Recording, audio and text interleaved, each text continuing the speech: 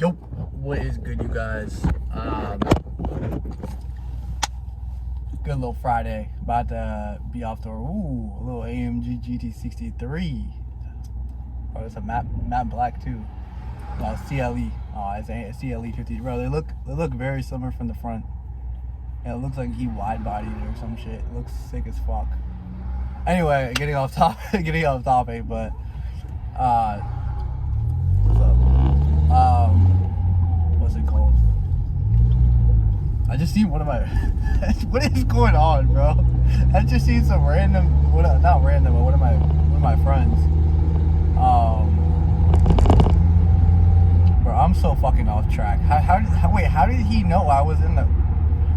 I'm so confused. I'm so confused, bro.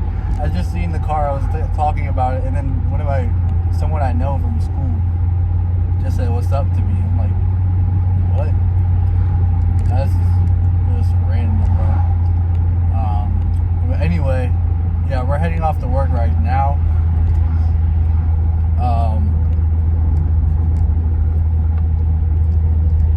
What's it called? Bro, I lost my train of thought. I don't even remember what I was gonna say. Oh yeah. So what I found out yesterday and today was that what's it called? I found out today and yesterday about flexible ads, and that was essentially what that is. It's like I don't know why I'm getting so sweaty, but what I found out was you can basically have different fucking ads inside the ad thing, like inside the ads, and basically you let Facebook test which ad aligns with which text, and this way you can test it with like it's not as much precision, but you can test it way fucking faster. And that's something I'm going to try today. So I did two different copies with 3 different images that I've already tried. I'm just going to try that in a single ad set. Put it on like $20 minimum spend with like $100 CBO. And then I'm going to put another ad set in there, testing against the method that I use already. And I'm going to see which one works. But the copy is going to be different though, so it's not really a fair like comparison. But I just want to see how this shit works, because I always heard about flexible ads. I've never actually used them because I didn't know what it was until now. I thought it was for like bigger brands or some shit like that, but nah, I'm wrong, man. I'm wrong. And now I know about them, I actually might just start implementing them, because it seems like a way better idea. Because the way I'm doing it right now is more so hooks, because for my copy that I write, which is like mini sales letters, they're like, if the hook doesn't resonate, then it doesn't fucking matter. Anything, the CTA or the body doesn't matter, because nobody's gonna get to that part. So I just got to make sure the hook is on point whenever so I can just test, because the copy that I'm launching is just gonna be 2 different bodies. It's gonna be 2 different, like the body's gonna be the same, CTA is gonna be the same, but the hook is gonna be slightly different. So that way I can figure out what's a good hook and actually just use that. And if the copy is good, then the copy is good, and it doesn't matter. So it doesn't matter like what's it called? It doesn't really matter about the body. Doesn't really matter. Like I see a lot of people saying like, how do I increase buying intent? It's not, you don't fucking increase buying intent. You can't really like do that in a sense. The only way to do that is by creating more urgency and a higher consequence inside your copy. Like it doesn't matter. You can't say, oh, buy this. You can say, you're like, oh yeah, this is buy this, buy this, buy this, buy this, but like that just like pushes your customer away from buying. So what you have to do is you have to give them more so options when you're writing in your copy. And like what I mean by that is like, don't say like, oh, you can check this out if you want. Like that's like saying like, oh yeah, you don't really have to. You have to make them believe. And like if you truly believe in your product, you have to make them believe like your product is the only solution to the problem that they're facing. If you can't do that, then they're just gonna go to some fucking Amazon, and then they'll be like, okay, I'm just gonna buy this shit because I don't even trust you. And you're already saying like, oh, so you don't even trust your own product, so like why the fuck should I trust you? So yeah, that's how it works, bro. So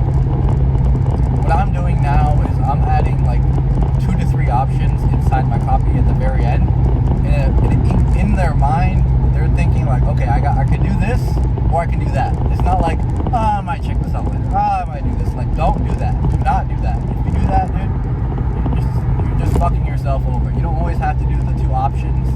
Like, it doesn't have to be binary close, but you have to have some sort of urgency in their head, and you have to have the consequence in mind. Like, if you just say like, oh, this might happen to you, but like, you have to, like, this could definitely happen to you. It's not for certain guarantee that will happen to you, but this could definitely happen to you. And it's not like more so manipulation, but it's more so persuasion, I guess. Because manipulation, like dark manipulation, would be just saying like, oh, this is definitely gonna happen to you. You're gonna get fucked. You better do this now, or else you're gonna die, or some shit. Like, that's just straight up manipulation, and just the overuse of the emotion of fear. But you don't do that, man. You don't do that. So, yeah, that's what I've been doing. I'm gonna launch those tonight when I get back home from work. I already wrote the copy, so they're ready to go. I think my biggest mistake was writing copy, and like when I'm about to sleep, because like I oversee some things, because I'm always used to just launching them at night, so I always make the copy like a couple hours before I go to bed. Honestly, making the copy in the middle of the day is better, because I'm way more like energized, and I feel more energy. So, and I spot a lot of more mistakes, and I can see like where the copy is breaking and shit like that. So, yeah, man. Let's see what happens.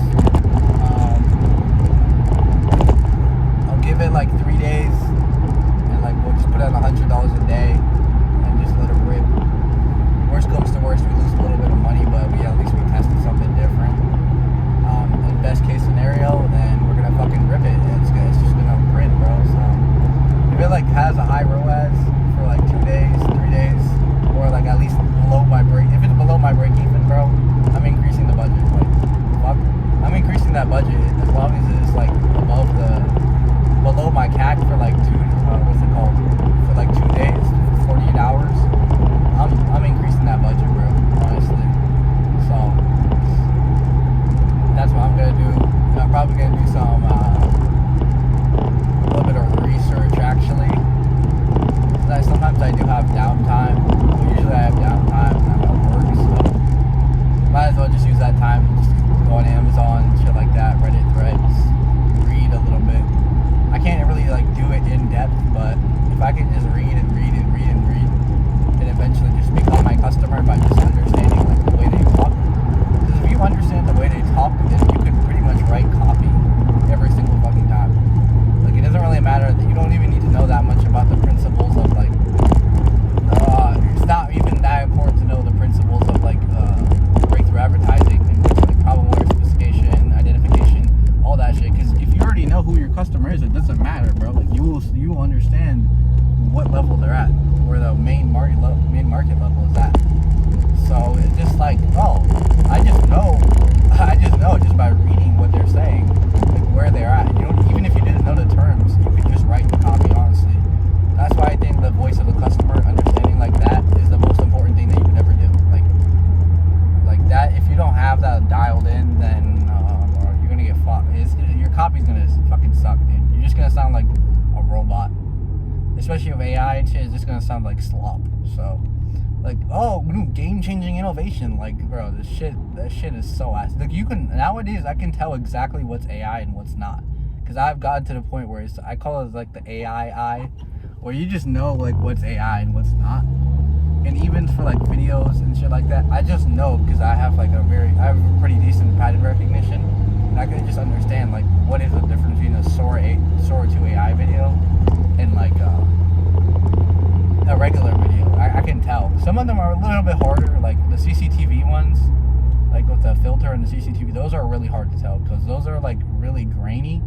So like if you have like a clip of that one's pretty hard to determine, but you can usually tell, because the Sora always messes up something like in the corner or some shit. Like the chair's fucking upside down, it doesn't physically make sense. But the video generation models are getting crazier. AI is getting crazier, and low-key I am excited to see what the future of that is.